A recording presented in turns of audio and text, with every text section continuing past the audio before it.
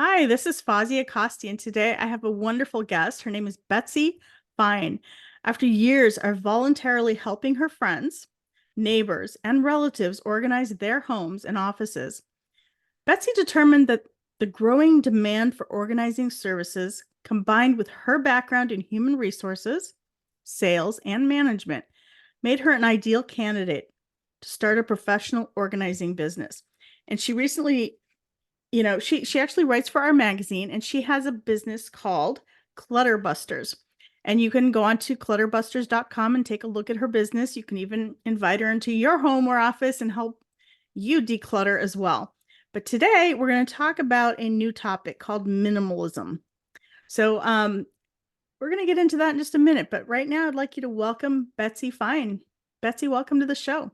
Thank you. Thank you so much for having me again. I'm excited to be here. Well, I'm really glad you're here. You and I met years ago, and who would have thought we would end up being here? You write for our magazine. We've had you on the show I twice. know. It's definitely evolved into, we met at the networking event, and then my son went to one of your events, and then it just grew and grew. So it's great. It is. You never know when you go to an Hmm. event who you're going to meet and how your relationship will transpire over the years. Right. Yeah, Yeah. I'm thrilled to know you. I really enjoy your Oh, company. awesome. So Thank you. yeah. So tell us a little bit about you and how your business started out and how it evolved.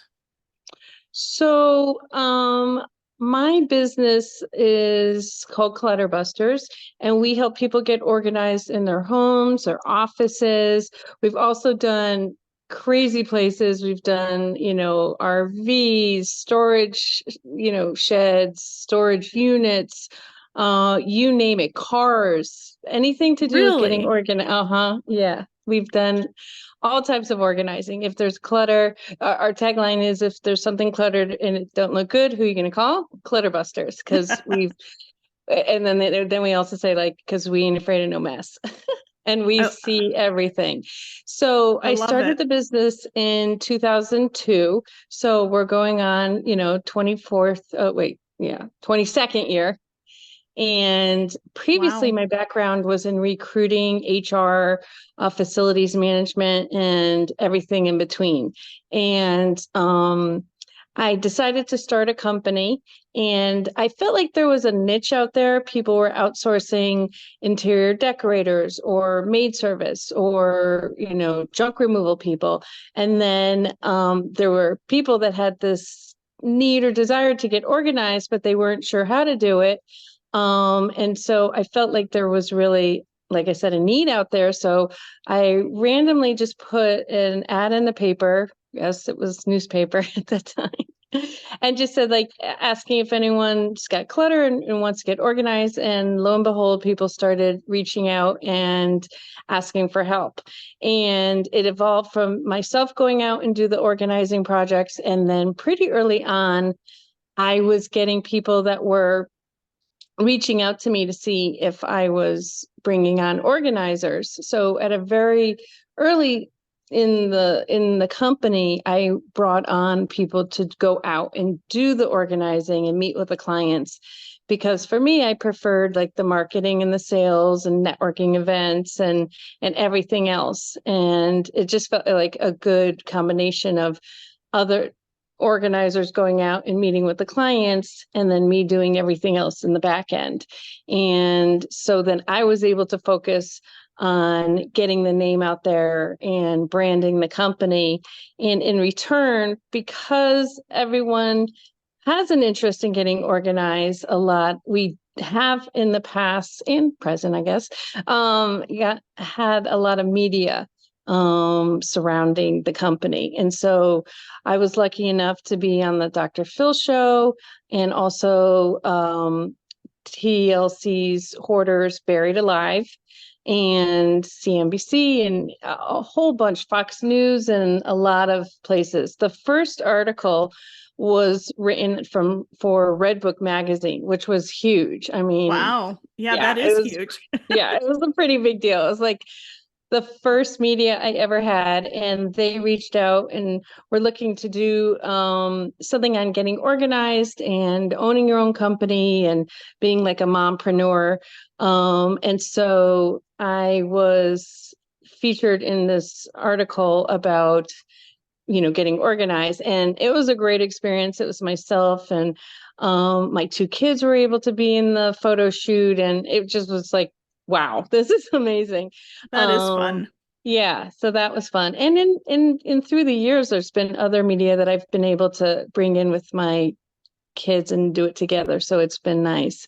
But getting organized is always a topic that people are interested in, because there's so many different levels to it. And unfortunately, there's no like cookie cutter approach to getting organized. Like if you do Right. this, that's it.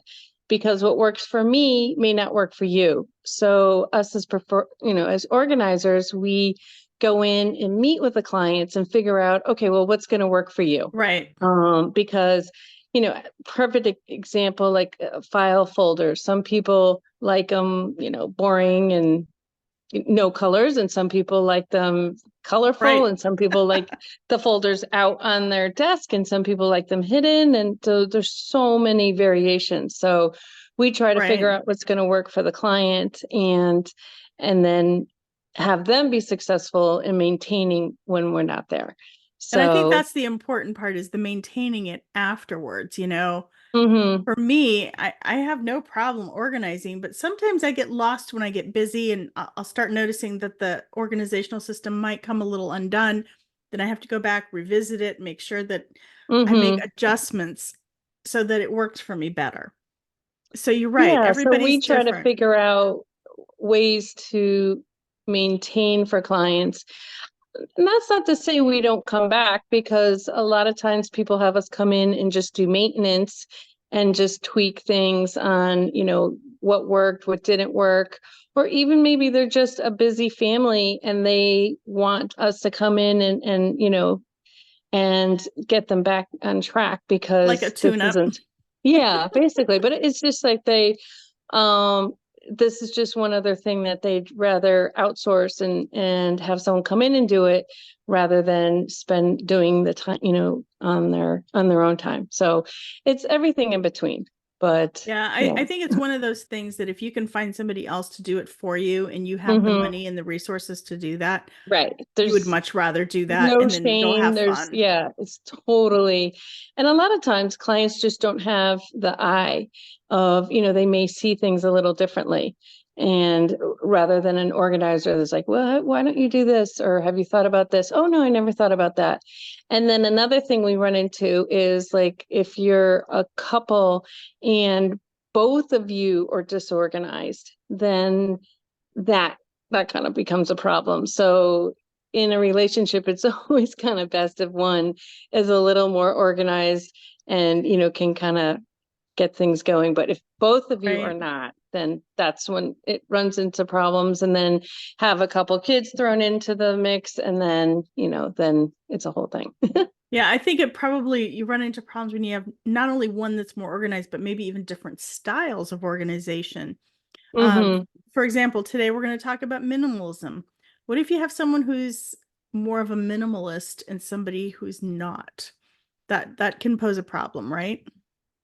Yeah, I guess it's just a balance with anything, and trying to figure out what's gonna work for them as a family, and make each other happy for one reason or another. But yeah, some couples do run into that issue. Well, I love that you customize things to the individual and to the family. Today, we're going to talk a little bit about minimalism. And before we get started, I want you to help me better understand what it means. I have my own definition of what minimalism means, but how do you define it? Well, so what do you think it is? For me, it's not necessarily having nothing in your house, it's having the minimum you need to be successful and taking that clutter out. So for example, my theater room, I have blackout curtains, I have four chairs and a couch. And the fireplace in the back, I have three pieces of art on the wall. It's the very minimum, and a coffee table. So Mm-hmm. that when I walk in there, I'm focused on the theater portion of the room and not on the artwork, not on the furniture. I don't have a lot of, baskets or, anything around my Mm-hmm. house cluttered in there. So I have just what I need to be in that room. And obviously that room doubles as our family room as well. So we can go in there and we can relax and enjoy a TV show as well. But it doesn't have a lot of like clutter in there at all. Mm-hmm. There's no cabinets to hold anything. It's really minimal. Right. And Yeah. that was Yeah. by design. It was not because we didn't have, cabinets. We just chose not to put other things in Right. there. Well, I mean, minimalism does mean a little to everyone, and differently, and it just depends on, your definition, or my definition could be just that things, it's almost like not being excessive.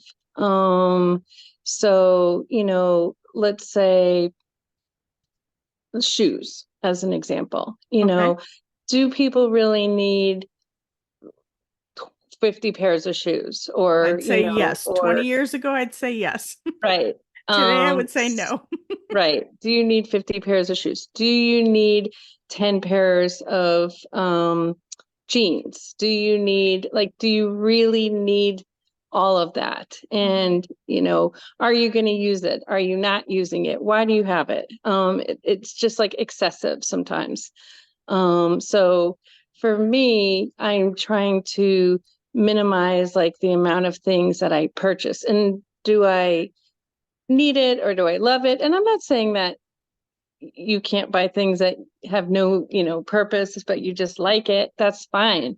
But it means different for everyone. For me, I try to be more conscious of, yeah, of my clothing and how many things. So for me, it's a little different too, because I lived in Maryland and we downsized. And then we moved from Maryland to Arizona and downsized. And, so I've moved quite a bit in the last 4 years and downsized every single time, where it's just less and less and less. And people say, and a lot of clients say, that once the clutter's gone in their space, that they feel like a weight has been lifted. And I will say it is kind of nice that each time we downsized, there was less and less junk or stuff. And it does make you feel a little better that there's not so much random stuff. Um, but for me also, I mean, I do silly things, like I went paperless. I consider that a form of minimalism, Sure, absolutely. um, because it's just excessive amounts of paper, and it's just, digital's easier. So I consider that a part of it. For me, I mean, I do things that normal people don't do. I don't carry a pocketbook, but that's just me. Because it's just too much stuff that you have or a purse, or whatever people call it, different things.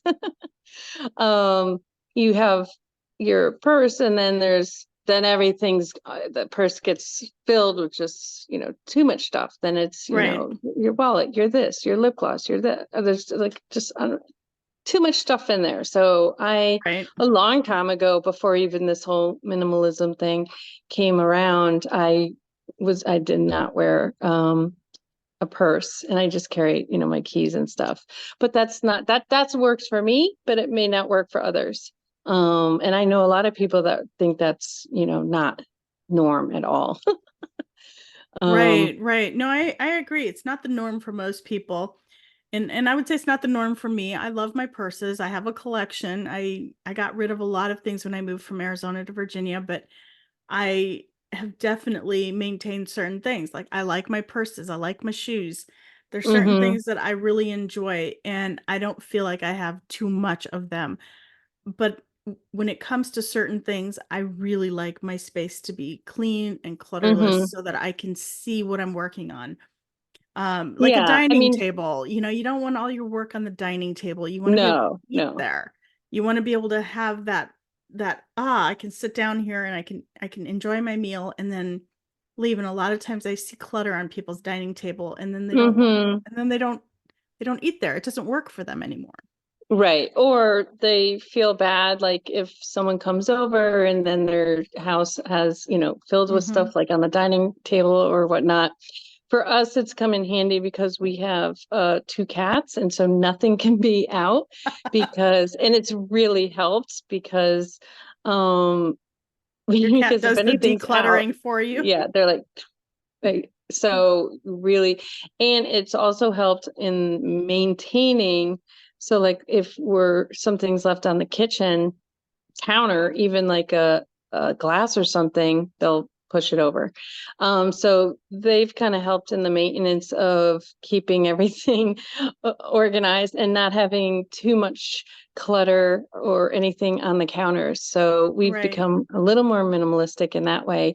But I know people, like I don't have a lot of possessions and it's not very cluttered, but that doesn't mean that there's not like colorful and it's not fun. Some people think that, oh, if you're minimalistic, it has to be, gray and tan and Or just, just white walls and a white couch and two walls or chairs. whatever it may Right. be. Right. It just means that you have, less of things. But yeah, but it can be colorful. It just maybe just a little less of it. I think it But allows you to focus in on things. Like I have a blue recliner, when you walk in my mm-hmm, room, you see the blue recliner. There's a reason I have it there. It's a piece of art to me. I love my recliner. mm-hmm. It's a beautiful piece of furniture. It's comfortable and I think I would not be able to see it if there was just clutter everywhere. Right. Yeah, definitely. But so I think that it's interesting that this whole movement with becoming minimalist. I do follow a lot of people on Facebook that have tips and help, and I've seen, there's a bunch of documentaries about it, and some people go to a little extreme. And like I said, it's what works for you. Right, Um, right. I agree with that. I think it has and to how work for you. many, how much clothes you should have, or, whatever it may be. People have an excessive amount, like I said, of shoes and jeans and even towels or, sheets. There's sometimes just an excessive amount where you don't need as much. Right. Um, but Right. Do you need so, 10 sets of sheets? How often do mm-mm, you change out your sheets? Even if you change them mm-hmm, out daily, you still don't need 10 sets. So I get it. Yeah, right, yeah. definitely. Um, what what are some of the challenges that you personally have faced while you've been downsizing and going towards this minimalistic lifestyle? What are some of the biggest challenges that you faced and what do you see other people facing? I mean, obviously, like sentimental items are sometimes hard to part with, and I'm not saying I'm perfect about that either, because even though I've downsized so much, there are a couple of things that I've just kept and they're still in the rotation. And I think it's fine to have a box of sentimental things or two boxes or whatever. But sometimes that can be an issue, the sentimental items. Um, I've run into issues with this whole purse thing, and me not carrying one for some reason bothers people. That I don't have it. So I hear about it all the time. Huh. Like, yeah, I don't know why. It's not a big deal. My daughter doesn't carry a purse at all. Mm-mm, She never has. She carries her cell phone and has that little pocket on the back mm-hmm. of her That's what phone. I have. She's Mm-hmm. got her credit cards in there and she carries her keys and her sunglasses in one hand, her phone in the other, and Mm-hmm. she's got everything she needs. And that That's what I works have. really Yeah. well for her. And she's tried to get me to do it, but it doesn't work for me. I like to know that Right. my wallet is in my bag, but I'm also minimalistic with my purse. I only carry my keys, my phone, and my wallet. Right. I don't have a bunch of, other things in there. And if I do put things in there, they come out when I come home. Right. Well, hold on. Well, with the I do keep, well, that's another thing actually. I only have, so in my phone on the back, like you said, I keep the credit cards and stuff, but I only have, that's another thing that people have a lot of, like credit cards. Hmm. I have a personal card, and it's not even it's a credit debit. I have a personal one and a business one, and that's it. That's And it. that's all Yeah. I keep in my, um, in my wallet phone. And Right. then in the license, and that's about it. But Right. the thing is, anytime I do wear a purse, I forget it, wherever we are, because I'm not used to carrying it. So Right. I say to people, I was like, okay, I'm carrying one. You're gonna have to remind me because I'm gonna forget this at the end of the night because I'm Oh, not that's used to so it. funny. And then Yeah. sure enough, I'm like, oh. Well, you definitely have to create a habit to remember something that you don't Mm-mm, normally mhm. have. So, Right. Yeah. yeah. So, what are the strategies that you use to resist that urge to accumulate things that you really just don't need? What is a strategy that you use and what do Um, you teach your clients? it's just like really thinking things out. Like, well, is it worth the money? Is it gonna make things easier for yourself? Possibly. Is it gonna, I'm not a huge, I can't think of her name now. The Spark Joy, Marie Kondo. I'm not a huge advocate of the Marie Kondo method, but I always kind of joke and be like, does this spark joy?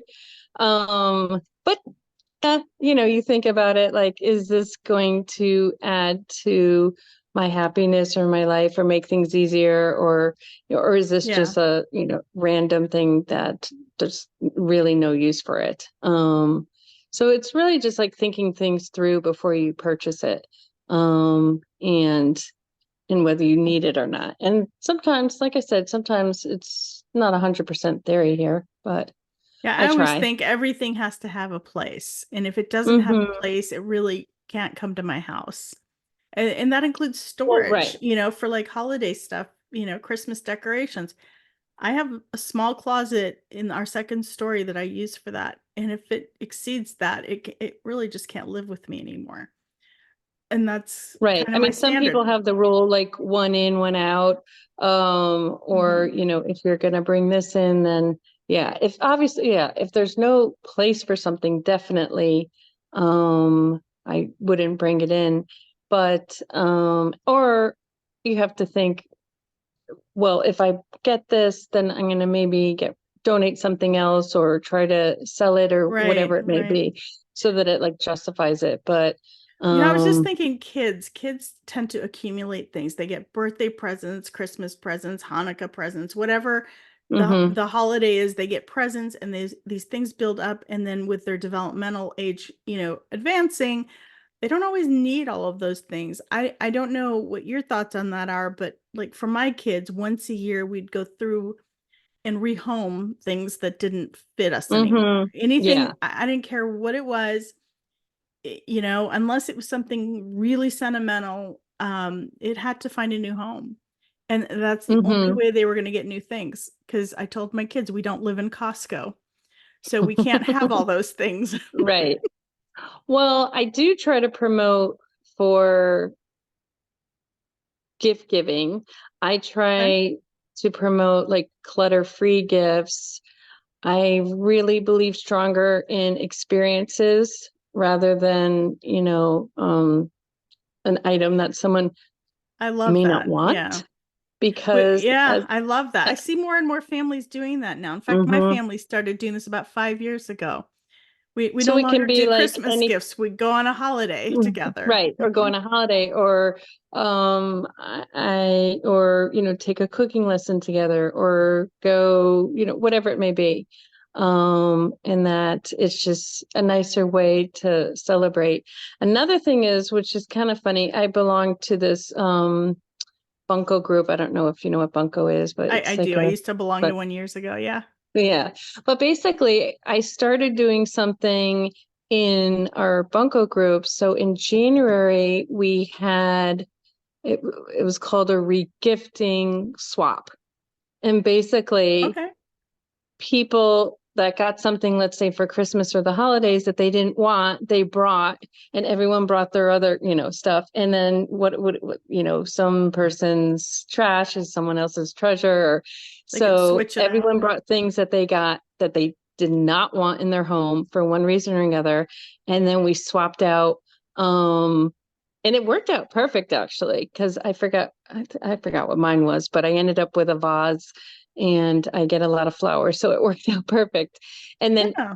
even things that we thought no one would like, someone did like. So I try to do swaps and stuff like that with friend groups.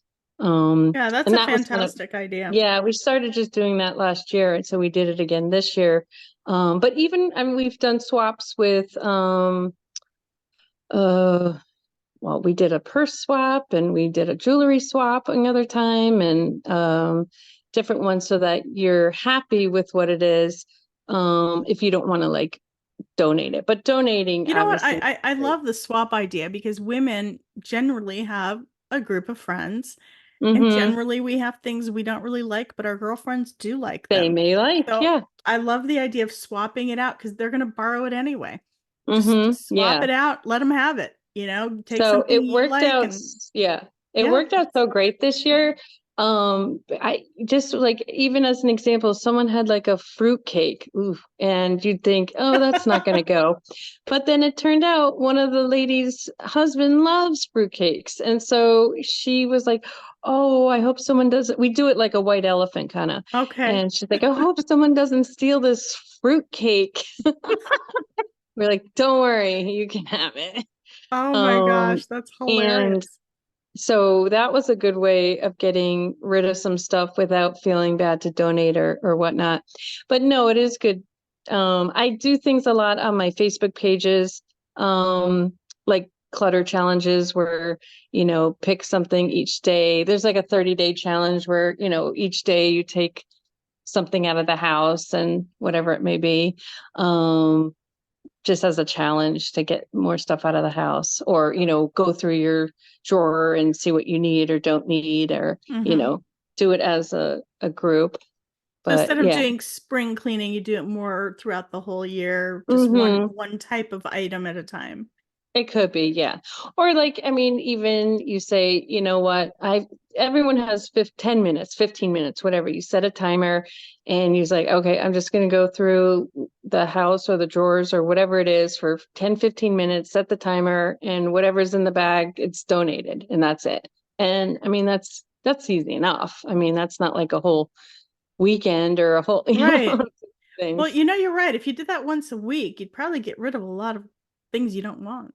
Mm-hmm. Yeah. And if you just put it in Yeah. your calendar that, okay, I'm going to just do whatever, 10 minutes, 15 minutes, whatever it is, a short amount of time that it's just, we'll go through, power Yeah. through and just throw it in, and that's it. Every And Wednesday then, morning, 10 minutes, just go right. through and pick up Uh-huh. 10 things you don't need or Right. whatever. Yeah. Yeah. As an example, I mean, people in general have a lot of too much stuff in the kitchen, too many serving utensils, or glasses don't match, or chip things, or whatever it may be.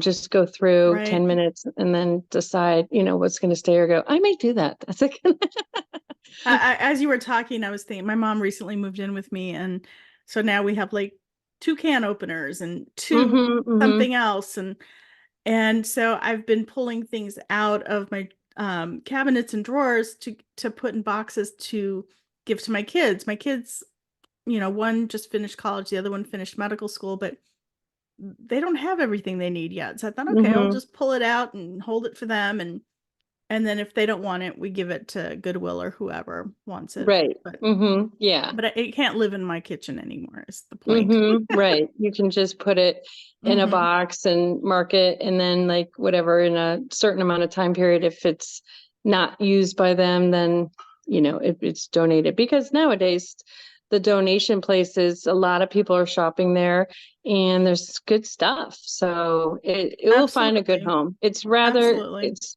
better for them to have a home at Goodwill than sitting in your drawer. Absolutely. I agree with that. How did this new approach of minimalism, influence your other relationships, like your friendships, are they starting to do this as well, or are they watching to see how it works out for you? How does this Um, influence others? I think it just depends on the person and, what they feel comfortable with. I mean, I have some friends that are more extreme, and then I have some friends that, do like having a lot of items around them and they don't want to get rid of them. But I mean, client wise, more so, we try to, help people decide on what's the item, are they going to use it, is it something that's going to be useful for them, and kind of help them make decisions. And a lot of times we're just there helping them, talk it out, like, okay, when was the last time you used this, and is this something that you use every day or not every day, or should it be here, should it be in the garage, or should it be somewhere else, why is it on the kitchen counter? And it could be just us saying that, and they're like, I don't know why it's on the kitchen counter, I haven't used it in years. Okay, well, Right. this very valuable space here. So but everyone kind of does things differently. I have friends that are even more minimalist, and they are the type that have like gray background and not much on the wall, and so forth. And then I have friends that have just a ton of stuff that's everywhere. They think it's homey. So Yeah, some people feel that you know too much minimalism is not homey, and it's more not sterile, for a lack of a better word. Whereas if they have a lot of stuff, they feel it's cozy and nice. yeah, some people just like fewer items around them, I've noticed, and then other people want a picture of every experience they've ever had on the walls, and their Mm-hmm, walls are just plastered with things. Whereas someone like me, I get a little overwhelmed if there's too much in the room. mm-hmm, It's just I want to be able to have one picture on the wall, and I'd like to be able to focus on that one picture, and I don't want my eyes going all over the place. But you're right. right, some people really make that, they feel like it's homey. It's like, oh, look at that, look at that, look at that. Mm-hmm, And mm-hmm, it reminds them all their experiences right. Yeah. or Some family people members. say it's Yeah, a so I mean, it just, and like I said, you're not going to not change, but it's not for everybody. And right. some people may say, well, that seems boring, or for me, I also do it in regards to my clothing, because I work from home, and I've taken more of the Steve Jobs approach, where I wear a black t-shirt and jeans every day. Um, every I think day. I have the uniform. Yeah, I've been doing that for a while, and then I found out he did it. And I'm like, oh, it had so much. It sounded so much better than me, being. Yeah, I started doing it because I was teaching one of my homeschool kids chemistry, and I kept spilling diodes and oxides all over my really nice, clothes. Right. I started wearing, just jeans and a t-shirt, and I realized black t-shirts show less. So it switched Mm-hmm. to black, Mm-hmm. black t-shirts and jeans, and it kind of stuck. And I keep thinking it's a phase, and I'm hoping one day I'll come out of it, but it's working. Right. I mean, I just think so. Some people think that's, nothing they would ever do because it's Right. boring or whatever. I don't know. But for me, I just think it's easier just to know, okay, well, I'll just grab the black t-shirt and jeans or shorts, because then we transfer into jean shorts. Yes. um so that it's just easier, and that's a form of minimalism too, so that Yeah. you're not thinking about things, and so it's just not excessive. But yeah, so I've been doing that for a while also, but Yeah. yeah. Sometimes you find something that works and you just go with it. And for Mm-hmm. me, it worked. Not that I don't have other clothes or other colors. I have a lot of colors in my closet. But when it comes to work, that's what I wear. My jeans Right. and black shirt, and it works out fine.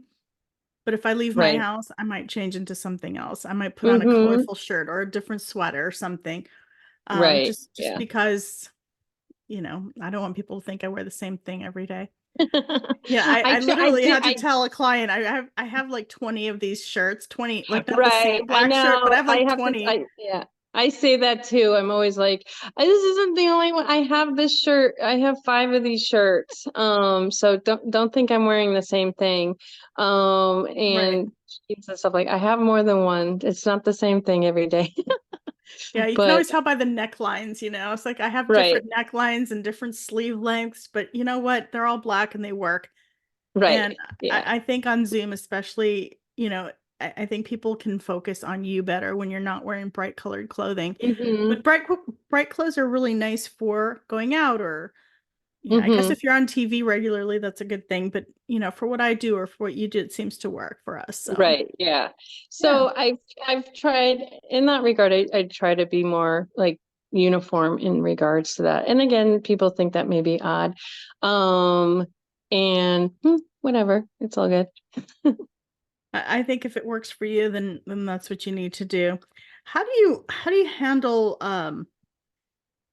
like sentimental items when someone has a lot of sentimental items, like, a relative passed away and they have, tons and tons of items that they want to keep and hand down to their kids, but they don't have any kids Hmm. right now.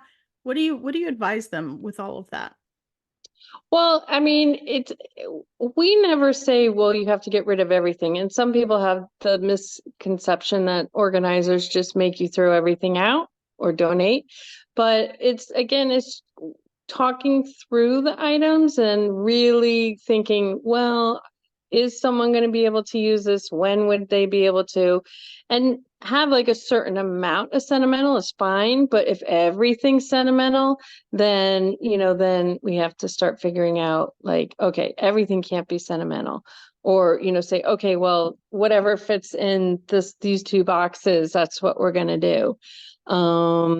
But in regards, people have a lot of sentimental feelings with like regards to their kids stuff, let's say like kids artwork or anything in that regard. And we always tell them that they can take, let's say an example of the artwork. You can take a digital photo of the artwork and then easy peasy, you can make like a little book of all their artwork. And that's more meaningful than you trying to go through and find, these Right. random, And paintings I or. think there's companies out there that you can put everything in a box, you send Hmm. it to them, they scan it for you, they put it Yeah. into a book and send it back, and then Yeah. that's a coffee table And book. then it's a coffee table thing. Now Right. you can And look at that's so it much all the more, time. yeah. And that's easier to cherish the memories than trying to figure Yeah. out where's the artwork or whatever it may be. Yeah.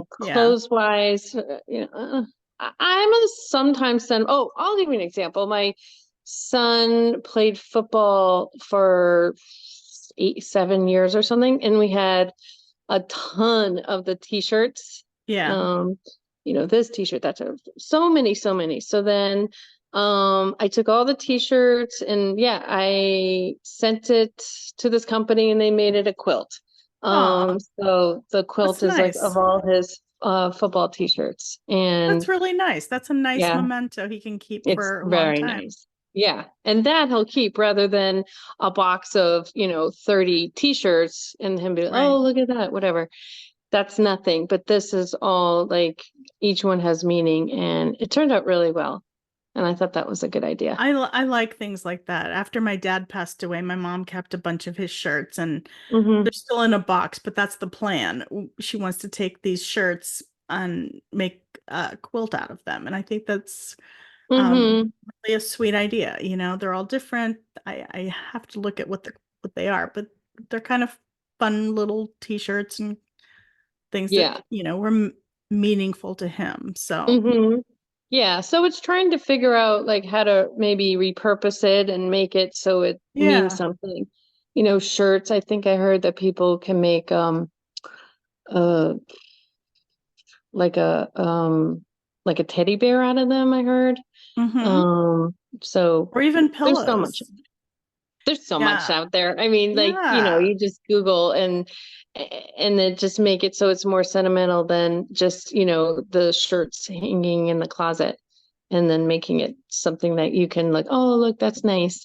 I just think that makes it more special than sitting in a box, I agree with you in 100%. what we're going to do. So sometimes I am sentimental in that regard. I don't want to get rid of some things. And that's But okay.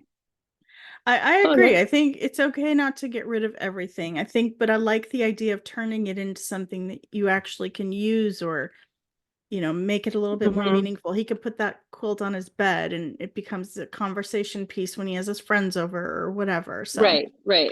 yeah, Yeah. it's a really nice way to change the use of it because he's never going to wear them again. So No. that's a really Mm-mm. great thing. No. And to be, Um, oh, remember this t-shirt? No. yeah, yeah. So what lasting advice do you have for our listeners? Any last minute advice on minimalism?